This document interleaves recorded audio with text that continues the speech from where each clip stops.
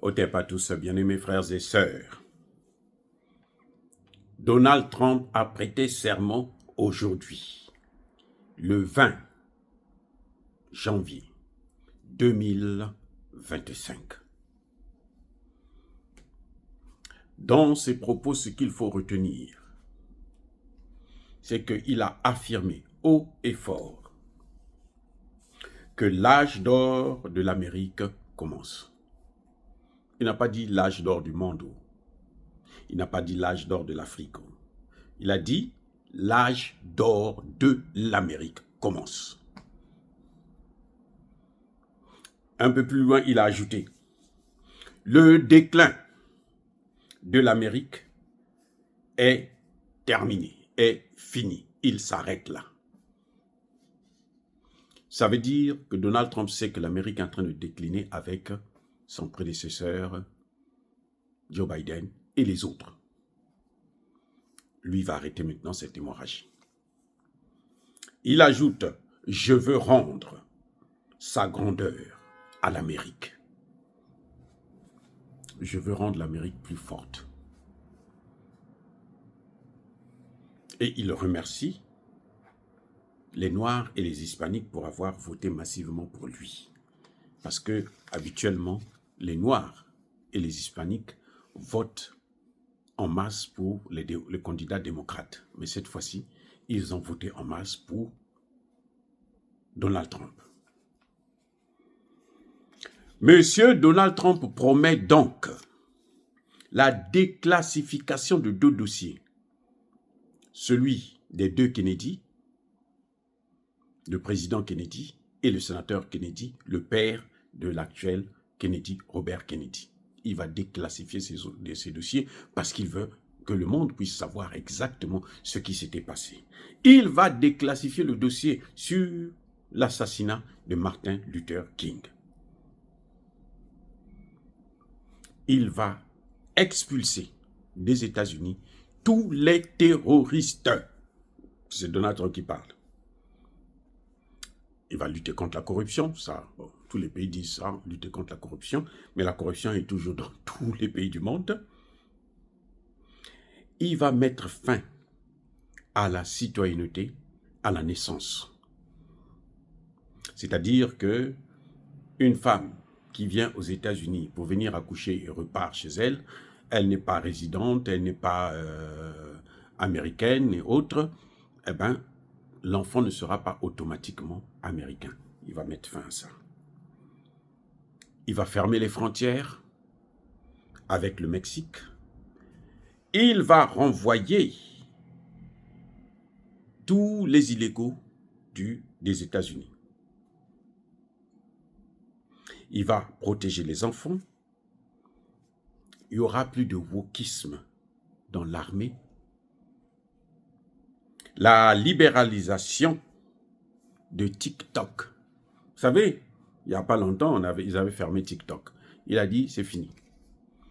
Donald Trump précise qu'il n'y aura plus de censure. J'espère que ça va être respecté. Mais en tout cas, il dit qu'il n'y aura plus de censure sur les réseaux sociaux. Et j'espère que les Africains ne vont pas en profiter pour toujours montrer tout leur corps sur les réseaux sociaux. Ils vont utiliser ça pour des meilleures choses, par exemple, la communication, l'information, pour développer nos pays, pour enseigner, apprendre des bonnes choses. Eh bien, la vaccination obligatoire est terminée.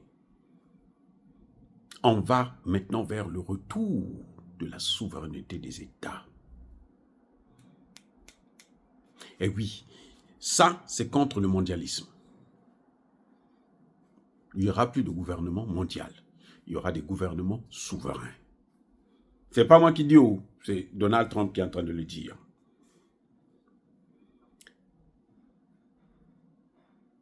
Donc, il va mettre fin à l'exploitation de la justice contre ses opposants. Vous avez vu comment lui-même, il a été traîné en justice. Vous avez vu comment Donald Trump a été traîné en justice. Il va rendre l'Amérique forte et exceptionnelle. Monsieur Donald Trump a décidé de refouler tous les gens qui sont rentrés par le Mexique. Il va les renvoyer au Mexique. Il va mettre en place ce qu'on appelle « Remain in Mexico ». Donc, restez au Mexique, ne venez pas aux États-Unis. Ou encore, catch and release, c'est-à-dire qu'on vous arrête et puis on vous libère. Non, ça c'est fini ça. Dès qu'on vous arrête, il n'y a plus de libération, on vous renvoie. Alors, il va lutter contre les passeurs. Parce qu'il appelle ça le cartel. Des gens qui font passer les gens dans la frontière avec le Mexique. Il décrète immédiatement un état d'urgence énergétique. Les États-Unis vont reprendre avec l'exploitation des matières premières, notamment du pétrole américain d'abord. Bon, et puis ils vont piller ce qu'il y a, comme ils ont l'habitude de faire, quoi. Ils prennent pour les autres et puis ils amènent ici aux États-Unis. Parce que leur pétrole seulement, ça ne peut pas suffire. Mais ça va permettre seulement de baisser un peu le cours, les prix. Mais en tout cas, ce qui compte pour eux, c'est aller prendre le pétrole partout. Et ça veut dire quoi? Ça veut dire que pour Donald Trump, cette histoire-là de la transition écologique, il va arrêter ça. Plus question de la priorité aux voitures électriques. C'est fini avec Donald Trump. Les amis, vous savez ce que je voulais vous dire. Au moment où je suis en train de parler, là, le président Tshisekedi est parti à Davos, le forum mondial, le forum des mondialistes. Oui, parce que appeler mondial, c'est comme si c'était normal. Non, c'est un forum des mondialistes, ceux qui veulent faire un gouvernement mondial. Ceux qui veulent faire un gouvernement mondial. Monsieur, il part, vous savez, dans quel domaine? Pour la protection de l'environnement. Et la protection de l'environnement, ça veut dire quoi? Ça veut dire qu'il ne faut pas exploiter les matières premières. C'est ça que Tshisekedi est allé négocier. Et eux, c'est ce qu'ils veulent. Donc, on va lui dire que c'est très bien. Ça, c'est une bonne chose pour préserver l'environnement du Congo. Eh bien, les matières premières du Congo, on va les prendre, on va les amener en Europe, aux États-Unis, et on va les exploiter là-bas, on va les transformer là-bas. Comme ça, là-bas, les forêts vont être toujours vierges. Vous voyez là comment ça réfléchit? C'est-à-dire que on est là toujours avec des faits de mode. On nous a parlé de la démocratie. Tous les pays africains se sont lancés dans la démocratie et on voit que dans tous nos pays, il y a l'instabilité. Parce que nous voulons faire comme eux. En fait, ce n'est pas faire comme eux puisque eux-mêmes, ils ne respectent pas la démocratie. Vous avez vu ce qu'ils ont fait en Roumanie? Un président qui a été élu, ils ont annulé l'élection. L'Union européenne a annulé l'élection. L'Union européenne a outrepassé la décision de la Cour suprême de la Roumanie. Donc, quand eux, ils sortent un mot, c'est parce qu'ils savent que ils ont vu que la démocratie, nous, on maîtrise mieux la démocratie en Afrique qu'en Europe. Hein. Ou aux États-Unis, on a vu ce qu'on a fait avec Trump, jusqu'à vouloir l'assassiner carrément. Donc, ils ont pris un autre élément, transition écologique. Et pour ça, on vous fait miroiter 1 milliard. Oh, on va vous donner 1 milliard de dollars. Et là, les Tshisekedi et les Sassou se battent pour avoir 1 milliard. Et eux, ils vont venir en vous donnant ce 1 milliard-là. D'abord, c'est eux qui vont venir dépenser ça chez vous, qui vont vous empêcher de regarder encore sur vos matières premières. Ils vont tout prendre, ils vont partir avec, ils vont aller développer leur pays. Et vous allez maintenant venir chez eux pour quémander les produits qui découlent de la transformation de vos propres matières premières. C'est ainsi que vous voyez des pays comme le Congo-Brazzaville, l'essence coûte cher, alors que nous, on produit le pétrole. On fabrique l'essence avec le pétrole. Parce que ce n'est pas fabriqué, transformé chez nous, on amène ça là-bas. Et du coup, vous n'avez pas d'emploi. Puisque vous n'avez pas d'emploi, vous restez pauvre. Pour enrichir un pays, il faut transformer les matières premières dans ce pays. Ce qui passe par, forcément, la création d'emplois. Donc le voyage de Tshisekedi à Davos, c'est pour rien du tout. Regardez Trump. Trump a dit, hein, plus de voitures électriques, vos histoires là. Et il est en train de parler là. Elon Musk est à côté. C'est lui, le numéro 1 américain des voitures électriques. Avant, il était même mondial. Les Chinois l'ont dépassé. Trump dit, nous allons repartir avec l'utilisation du pétrole. Nous allons exploiter le pétrole et le gaz américain pour réduire le prix de l'énergie. Parce que sans l'énergie, il n'y a pas de développement. Et nous, on veut faire le développement avec la protection des forêts. Vous avez déjà vu ça? Développement avec la protection des forêts? Mais c'est quelle ignominie ça? Où on est devenu trop bête. C'est-à-dire que c'est une génération de dirigeants qui ne comprennent absolument rien du tout. Rien du tout.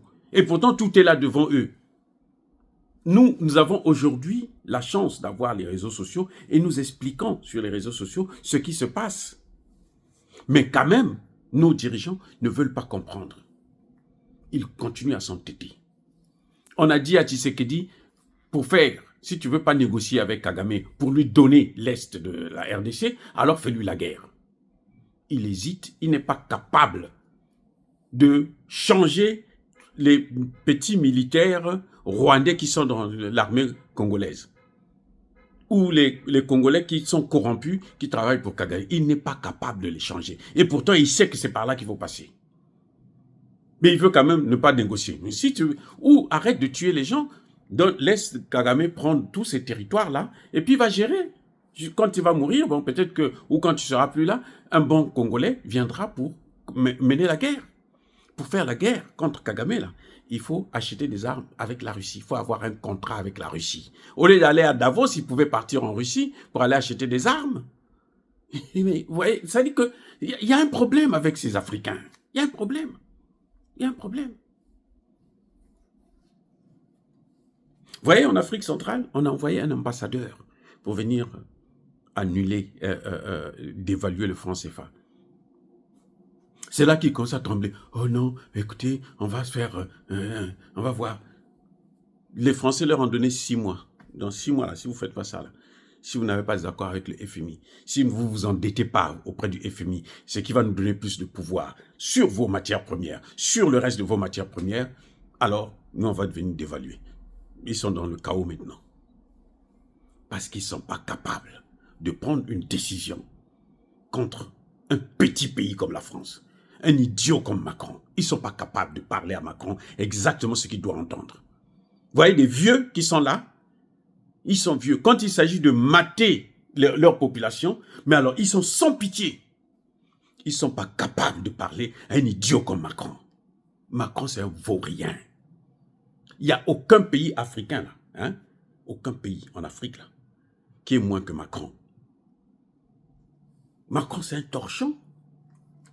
Vous avez vu comment il a endetté le pays?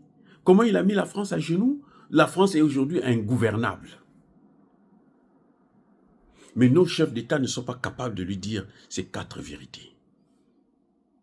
Heureusement qu'on a le Sahel qui essaie de sortir un peu, mais le Sahel continue toujours à utiliser le CFA. Ce qui lui donne toujours un droit de regard et un droit de cité dans nos affaires économiques et politiques. Le jour qu'on va sortir du franc CFA, la France sera enterrée. Tout le monde le sait, mais personne n'a le courage de s'engager pour aller vers. Et vous me dites que ce sont des dirigeants. Bref,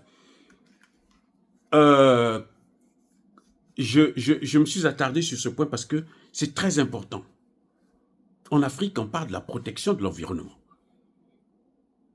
Aujourd'hui, en RDC, 75% de la forêt du bassin du Congo se trouve en RDC. Et cette forêt-là est en train d'être ravagée par Paul Kagame, que ces mêmes Occidentaux envoient. Et Tshisekedi va les voir pour leur dire, écoutez, par pitié, ayez pitié de moi, et sauvez-moi ma forêt. Vous voyez comment c'est un peu déréglé. Je l'ai soutenu quand il a changé au moins le chef d'état-major. Très bien. Mais ça ne suffit pas. Ça ne suffit pas. Puisqu'on a vu aujourd'hui un capitaine rwandais, c'est un Rwandais, qu'on a pris, on a mis dans le Sud Kivu. Mais envoyez-les au moins dans, je ne sais pas moi, au Katanga ou bien dans hein, une autre province. Vous les gardez là-bas, là où il y a toutes les matières premières que le Rwanda est en train de viser. C'est ridicule. Il y a un problème avec ça. Il y a un problème. Il y a un problème. C'est pour ça que tout le monde le suspecte d'avoir le même maître que Paul Kagame. On est en train de dire, tout le monde dit, ils sont en train de jouer avec nous à cause de ces imbécilités. Ils peuvent réfléchir un peu. Bref, les amis, en tout cas, Donald Trump est venu nous dire que cette histoire-là du réchauffement climatique, ce n'est pas son problème. Lui, ce qui compte pour lui, c'est qu'il y ait des emplois, c'est qu'il y ait la richesse dans son pays. Et il doit utiliser les matières premières qui sont sur son sous-sol pour qu'il puisse développer son pays. Maintenant, allez-y encore lui parler. Allez-y lui parler de la protection de l'environnement. Allez-y lui parler de la transition écologique. Demandez à l'Amérique de ne plus utiliser les fossiles. Comme ils sont en train de nous demander, comme nous, nos dirigeants, sont en train de vouloir accepter pour 1 milliard.